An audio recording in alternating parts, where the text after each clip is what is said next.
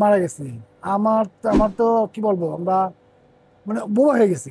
মানে কথা বলার ভাষা এক পক্ষে নাই আমার। সে সুসাইড করার লোক না, এফডিসি একদম খাখা। মানে কোনো প্রাণী কার মনে মানে হাসি নাই। প্রথম প্রথম আমরা যখন ঢুকি তখন চিন্তা করি যে একটু ছুঁয়ে দেখি, এত বড় মনের মানুষ, এত বড় নায়ক। কারণ সালমান যদি আগে ড্রেস পরতো, সামনের চেষ্টা করতো যে একটু ম্যাচ করে পড়ি। সালমান শাহ যদিন মারা যায় ওদিন আমাদের শুটিং ছিল না। তো আমি ছিলাম বাসায়, মেবি স্কুল থেকে আসছি। স্কুল আমরা আমরা আমরা যখন পড়াশোনা করতাম, ধরেন আমার যখন শুটিং থাকতো তখন আমি আর স্কুলে যেতাম না, শুটিং এ যেতাম না। আমার বড় ভাইয়ের বন্ধু ছিল মেকআপম্যানটা, আবুল কালাম ফরাজি উনি। তো ওনার সাথে আমার এদিকে বড় ভাই দিয়ে দিল।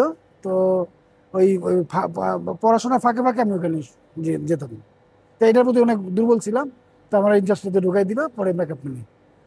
তো এই মানে যখন আমার শুটিং থাকতো না তখন আমি স্কুলটা কন্টিনিউ করতাম। যখন শুটিং শুরু হয়ে যেত তখন স্কুলটা কন্টিনিউ করা হইতো না, গ্যাপ পড়ে যেত ওখানে। তো স্কুল থেকে আসার পর শুনলাম যে বিটিভি খবরে শুনলাম যে এরকম এরকম মারা গেছে।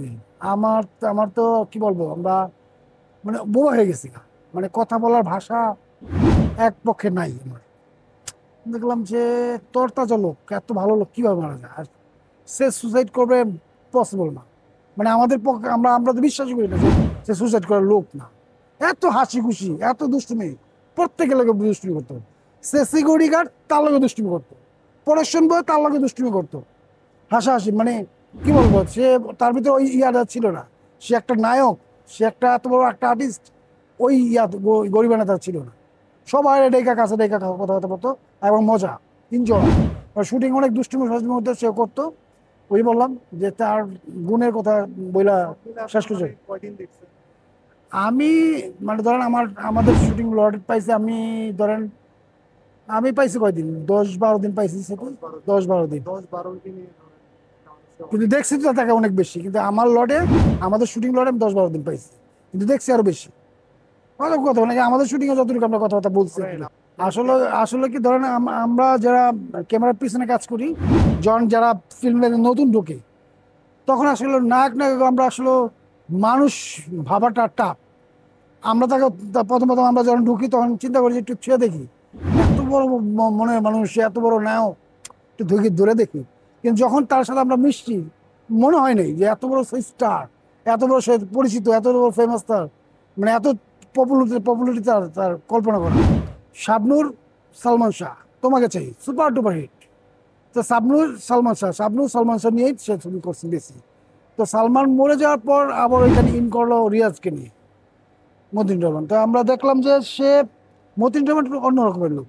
মানে ধরেন তাদের একটু ইয়া দিছে, একটু ফ্রি। মানে একটা যদি ফ্রি না থাকে না, কাজ করে মজাও নেই। তো দেখলাম যে তাদের সাথে একটু ভালো আন্ডারস্ট্যান্ডিং, ভালো ইয়া। মতিন রহমান কখনো হার্ডলি মানে সালমানকে বলে না, শাবনুরকে কখনো কোনো কিছু বলেনি। ফ্রেন্ডলি, এই তোমার ইয়া চলো টেক দেই ভাই একটু। মতিন রহমান কাছে ঠিক আছে, অসুবিধা নেই, ওরা হোক তারপর, ওদের হোক তারপর। আচ্ছা, জন বলতো যে ড্রেসটা কেমন হয়েছে, মতিন বললো তো না ঠিক আছে, হ্যাঁ সুপার হয়েছে, সুন্দর হয়েছে। মানে ওনারা যা যেটা পরে তো মতিন রহমান কিন্তু ওকে ঠিক আছে। মতিন রহমান বলতো না যে এটা চেঞ্জ করে আসো, এটা বলতো না। কারণ দেখতো যে হ্যাঁ সুন্দর, তার গ্যাটাপ ম্যাটাপ সবই সুন্দর হইতেছে, সে যেটা বলতো যেটা মানুষই।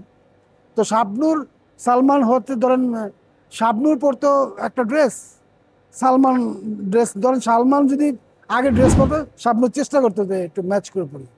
আবার যখন শাবনূর আগে ড্রেস পরতো, সালমান চেষ্টা করতো যে এটার লগে কন্ট্রিবিউটি কি যায়, কন্ট্রাক্টটা কি যায়, ওই ড্রেস টাইপ সে পরতো। এরকম তাদের ভিতরে আছে, মোটামুটি ভালো ইয়া আছে। তা ওই বললাম না, তার গুণের কথা বলার অবকাশ নেই আসলে। সে অনেক গুণী লোক, অনেক ইয়া লোক। তবে মানে গরিবকে খুব হেল্প করতো সে প্রচুর। যে কোনো কেউ যদি হয় না যে অ্যাক্সিডেন্টালি কারো বিপদ হয়েছে, তাৎক্ষণিক ধরেন শুটিংয়ে, ধরেন একটা প্রোডাকশন বয় পড়ে গেছে, দৌড়ে আসছে সে ধরে।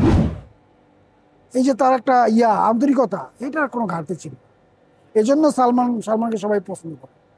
কে বড় কে ছোট, এগুলো এগুলো এগুলো সবাই মধ্যে মানে ধরেন, আমি আমি এমনও দেখছি যে ধরেন ডিরেকশন দিচ্ছে, ডিরেক্টর ওই যে প্রোডাকশনের থেকে আইসা, সে সাদা ধরতেছে ডিরেক্টর পিছনে, সে ডিরেক্টর দেখা দিচ্ছে, সে দেখতেছে, হ্যাঁ সে দেখতো, খেয়াল করতো, আইসা সাদা ধরতো ডিরেক্টর পিছনে, প্রোডাকশনের থেকে নিয়ে নিত সাদা, এই যে বেড়া, আমি আমি ধরি।